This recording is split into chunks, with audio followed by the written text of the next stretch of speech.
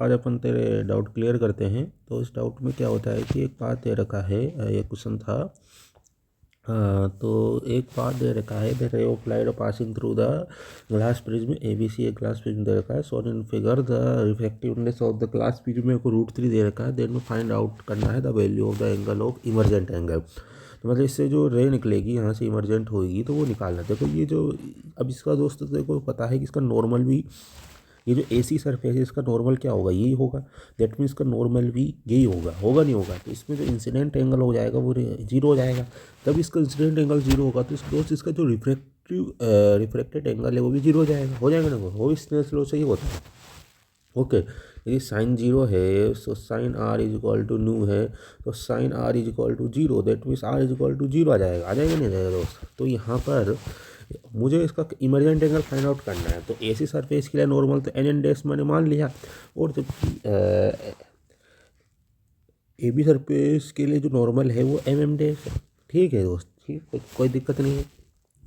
तो ये इसका जो AB सरफेस का नॉर्मल ये है, इसका नॉर्मल क्या है दोस्त, ये है। जबकि AC सरफेस उसका नॉर्मल क्या है, ये है। तो इसमें दोस्त क्या होगा, इंसिडेंट एंगल 0 है, इंसिडेंट एंगल 0, तो रिफ्लेक्टेड एंगल भी कितना हो जाएगा, 0 हो जाएगा, क्योंकि वो सीधी निकल जाएगी, कोई बेंड नहीं होगी। तो लाइट क्या होगी, सीधी निकल जाएगी। बट इसका नॉर्मल तो ये है ना, तो यहाँ कुछ ना कुछ एंगल बनाएगा थीटा। तो मुझे पता नहीं इसका एंगल क्या होगा दोस्त। जब तुझे पता है इसका 90 डिग्री यहाँ बना रहा है, थीटा यहाँ बना रहा है, और ये जो दोस्त ये 60 डिग्री बना रहा है, तो ये भी 60 डिग्री बनाएगा। तो इसमें यार ट्रेंगल लो लगा सकता हूँ मैं, theta plus 60 plus 90 is equal to 180। तो मैं यहाँ से जो थीटा एंगल आएगा वो वैल्यू निकल जाएगी। थीटा की वैल्यू दोस्त कितनी हो जाएगी, 30 डिग्री आ जाएगी नहीं आ जाएगी दोस्त। ठीक है, अब मेरे पास यार इस थीटा की वैल्यू आ गई। तो इस AB इंटरफेस के लिए मैं स्नेल्स लॉ लगा सकता हूँ, नहीं लगा सकता। जो साइड है उस AB साइड के लिए मैं स्नेल्स लॉ लगा दूंगा आराम से, कोई बड़ी बात नहीं है दोस्त। तो sine I upon sine R is equal to √1। अब दोस्त ये जो AB सरफेस है, √1 क्या होता है, यहाँ पर इंसिडेंट रे आती है, √2 क्या होता है, यहाँ पर रिफ्लेक्टेड रे जाती है। तो यहाँ पर दोस्त जो √2 है, मतलब ये जो प्रिज्म है वो क्या एयर है, वो न्यूटन है क्योंकि वो बाहर जा रही है, और ये जो प्रिज्म के अंदर रे है वो न्यूटन है। और यहाँ पर इंसिडेंट एंगल दे दिया, रिफ्लेक्टेड एंगल दे दिया, तो न्यू स्नेल्स लगा दे दोस्तों, बड़ी बात नहीं है। Sine 30 upon sine E is equal to 1/30। तो इंसिडेंट एंगल तो इसके लिए, इस सरफेस के लिए 30 डिग्री है ना, ये 30 डिग्री है। ठीक है, और इमरजेंट एंगल ये कुछ ना कुछ बनाएगा। तो यहाँ पर स्नेल्स लॉ लगा कर आराम से तू आंसर निकाल सकता है। ठीक है दोस्त, इसी प्रकार दोस्त तेरे को फिगर दे रखा था, तो ये डेरिवेशन है भाई, प्रिज्म की डेरिवेशन ही है, कोई बड़ा क्वेश्चन नहीं है, एक प्रिज्म की डेरिवेशन ही है।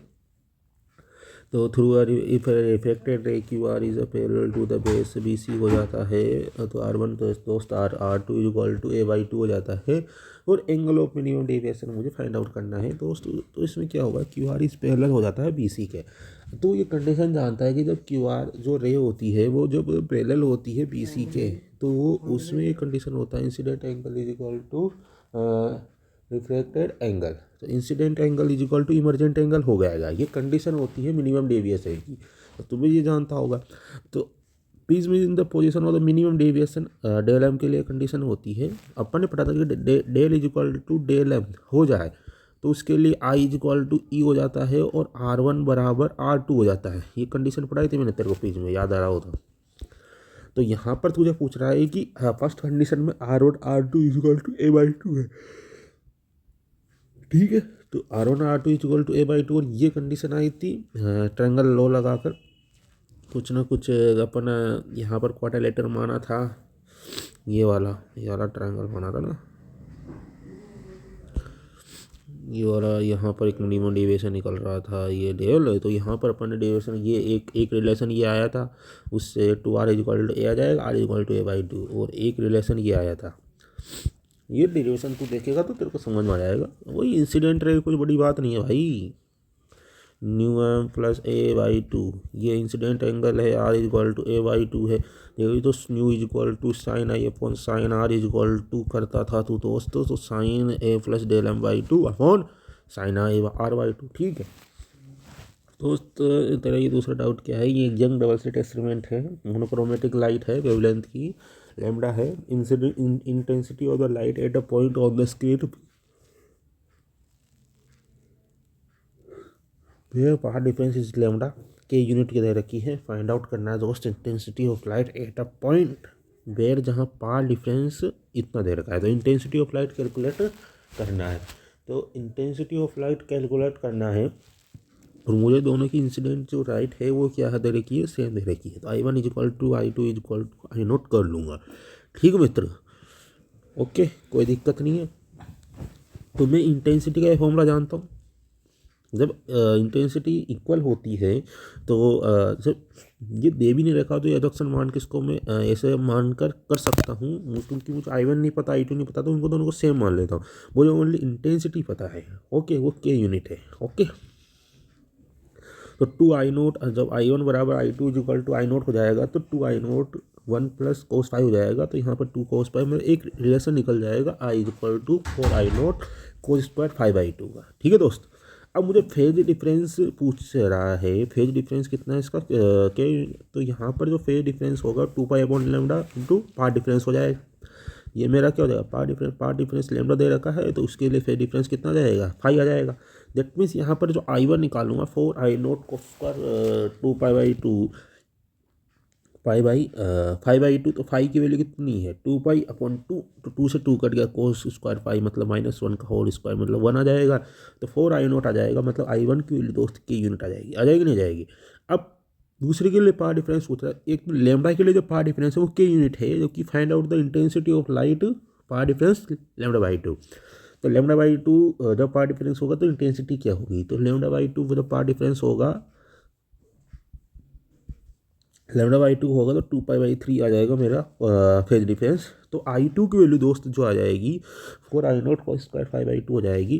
तो 4I0 कोस स्क्वायर 2π/3, 5 की वैल्यू रख दिया, 2 से 2 रह गया, cos square 5/3। That means I2 की वैल्यू दोस्त तेरे I1/4 आ गई, मतलब K/4 आ गई। Okay Mitra, in double slit experiment the distance between the, तो मतलब क्योंकि I1 बराबर कितना है दोस्त, क्योंकि 4I0 की वैल्यू तो I1 है ना, 4I0 की वैल्यू तो I1 है, और I1 इज इक्वल टू के इक्वल बोल रखा है उस क्वेश्चन में, तो K/4 आ गया तेरा। इन डबल स्लिट एक्सपेरिमेंट दे रखा है डिस्टेंस बिटवीन द स्लिट्स, तेरे को क्वेश्चन में क्या दे रखा है, स्लिट्स के बीच में डिस्टेंस ये दे दिया। इसको मैं तू कन्वर्ट कर सकता है, और स्लिट और स्क्रीन के बीच में distance 2 metre away. 2 interference pattern can be seen हो रहे हैं स्क्रीन पर, one due to the light with the wavelength, 2 wavelength दे रखी 480 नैनोमीटर, और अदर ड्यू टू 600 नैनोमीटर। तो what is the separation on the screen between the fifth order bright fringe, मतलब ये जो लैम्डा वेवलेंथ है वो λ/2 वेवलेंथ है, इससे एक फिफ्थ ब्राइट फ्रिंज बनेगी और इससे एक फिफ्थ ब्राइट फ्रिंज बनेगी y/5/2। तो इन दोनों के बीच में सेपरेशन निकालना है, सीधी सी बात है। तो λ1 λ2 दे रखा है, और ये रिलेशन मैं जानता हूँ पोजीशन, फ्रिंज की पोजीशन का फॉर्मूला है, मेन फॉर्मूला है दोस्त। तो फ्रिंज की पोजीशन का फॉर्मूला ये है। तो यहाँ पर जो ब्राइट फ्रिंज होता है उसके लिए पाथ डिफरेंस क्या होता है, n λ, क्योंकि ये पाथ डिफरेंस है, ये क्या है दोस्त, पाथ डिफरेंस है। तो उसके लिए ब्राइट फ्रिंज होता है, उसके लिए पाथ डिफरेंस का फॉर्मूला क्या होता है, n λ। तो y1 इज इक्वल टू D/स्मॉल d n λ हो जाएगा, हो जाएगा ना, हो जाएगा दोस्त। ठीक है, तो fifth interference bright fringe pattern कैसा निकल जाएगा, तो फिफ्थ मतलब n की वैल्यू 5 रख दो, 5 λ1, और λ1 के लिए निकालना है तो ये λ1 रख दिया। ठीक है, D/स्मॉल d की वैल्यू पता ही है तुझे, और λ1 की इसी प्रकार सेकेंड वेवलेंथ निकल ले के लिए फिफ्थ ब्राइट फ्रिंज की वैल्यू रख दे λ2। तो यहाँ पर उन दोनों के बीच सेपरेशन बात करनी है, तो y/2 - y/1 कर दे, आंसर तेरा आ जाएगा। बहुत इजी क्वेश्चन है भाई। ब्राइट फ्रिंज दे रखी है तो ये रिलेशन आ जाता है, फिफ्थ दे रखा तो n की वैल्यू 5 रख दे, कोई बड़ी बात नहीं है। इसी प्रकार young double slit experiment same है, वेवलेंथ दे रखा, स्लिट सेपरेशन दे रखा स्मॉल d, कैपिटल D दे रखी, स्क्रीन और स्लिट के बीच में डिस्टेंस। थर्ड मिनिमम याद करना, और मिनिमम मतलब क्या होता है, डार्क फ्रिंज बनना। मैक्सिमम मतलब क्या होता है, इंटेंसिटी हाई होना, मतलब ब्राइट फ्रिंज बनना from the central maxima. Lambda की वैल्यू दे रखी है, स्मॉल डी, इनकी वैल्यू बता रही है, ये रिलेशन भी जानता है। मिनिमम मतलब डार्क फ्रिंज बना, उसके लिए पाथ डिफरेंस कितना होता है 2n - 1 λ/2। जब 2n - 1 अब तो ये याद रखते हैं बस, 2n - 1 λ/2 होगा, यानी वैल्यू 1 से स्टार्ट करनी है। ठीक है, yn इज इक्वल टू ये आ जाएगा। ठीक है, तो फॉर मैक्सिमम ब्राइट फ्रिंज के लिए पाथ डिफरेंस ये होता है, होता नहीं होता, तो उसके लिए फिल्म पोजीशन का फॉर्मूला को मतलब मिनिमम मतलब डार्क के लिए तो ये फॉर्मूला बन जाएगा, minimum bright fringe, maximum bright के लिए फॉर्मूला बन जाएगा। ठीक है, पावर डिफरेंस इसके लिए मिनिमम के लिए डार्क फ्रिंज के लिए 2n-1 λ/2 होता है, जबकि ब्राइट फ्रिंज के लिए n λ होता है। अब इसका थर्ड मिनिमम की बात कर रहा है, थर्ड मिनिमम मतलब मिनिमम मतलब डार्क, तो यहाँ पर 2n-1 3 रख दूंगा यहाँ पर, तो 2 3n-1 हो जाएगा, और λ1 कैपिटल डी स्मॉल डी की वैल्यू रख ही सकता है। फिफ्थ मैक्सिमम मतलब ब्राइट फ्रिंज, एन की वैल्यू कितनी रखनी है, 5 रख दी। ठीक है, और ये तेने निकाल लिया, इसका भी निकाल लिया, ये मिनिमम के लिए निकाल दिया, मैक्सिमम के लिए निकाल दिया। ठीक है, ये तो तेने मैक्सिमम के लिए निकाला दोस्त, और ये तेने मिनिमम के लिए निकाल दिया। इसी प्रकार दोस्तों को टू कोरेंट वेव दे रखी, इंटेंसिटी दे रखी है, इस सुपर इम्प्राइज हो रही है, प्रोड्यूस कर रहा है interference pattern on the screen at a point where, जहाँ पर पार्ट डिफरेंस मुझे दे रखा है बिटवीन द वो डेल्टा एक्स दे दी गई है। The beam wavelength of the wave find out करना है, तो the phase difference between the wave resultant intensity at the point and the resultant intensity, तो फेज डिफरेंस निकालना है। तो जो इंटेंसिटी दे दी, पावर डिफरेंस दे दिया, तो सबसे फेज डिफरेंस और इसमें रिलेशन क्या होता है, डेल्टा फाई इक्वल टू के एक्स होता है। तो एक्स के की वैल्यू कितनी थी, 2π/λ, और एक्स की वैल्यू तुझे पता ही है, तो एक्स की मतलब पार्ट डिफरेंस की λ/6 है, तो फेज डिफरेंस तेरे निकाला है। दूसरी बात क्या निकालना है, रिजल्टेंट इंटेंसिटी निकालना है। इंटेंसिटी का फॉर्मूला क्या होता है, रिजल्टेंट इंटेंसिटी है I=I1 + I2 = √I2 I1 I2 cos phi की वैल्यू रख दे, I1 I2 = I0 को इक्वल मान के चल, नहीं दे रखा, इंटेंसिटी तुझे गिवन है ना, वॉट पर मीटर स्क्वायर, तो यहाँ पर ये रिलेशन बन जाएगा जब इक्वल करेगा, तो ये भाई बहुत इंपॉर्टेंट रिलेशन है, याद कर ले मेरे मित्र, फायदे में रहेगा। ठीक है,